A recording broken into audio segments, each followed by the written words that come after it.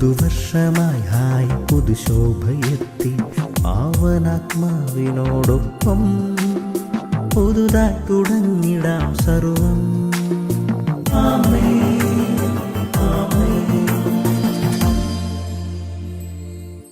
യേശുവിന്റെ ഏറ്റവും പ്രിയമുള്ള കുഞ്ഞെ, സങ്കീർത്തനം 27:3, ഒരു സൈന്യം തന്നെ എനിക്കെതിരെ പാളയമടിച്ചാലും എൻ്റെ ഹൃദയം ഭയമറിയുകയില്ല.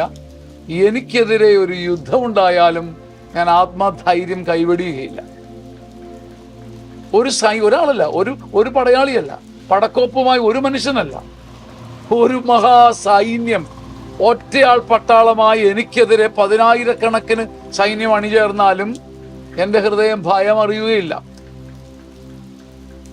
രാജ്യത്തിനെതിരെ എന്ന വേണമല്ല, എന്നെ തേടി ഒരു ശത്രു രാജ്യം വരികയാണ്. ഇന്ത്യക്കെതിരെ പാകിസ്ഥാൻ പോരാടുന്ന പോലെ അല്ല ഇത്. എനിക്കെതിരെ എനിക്കെതിരെ ഒരു യുദ്ധം ഉണ്ടാകുക, ഒരു വലിയ പ്രശ്നം എനിക്കെതിരെ ഉണ്ടാകുകയാണ്.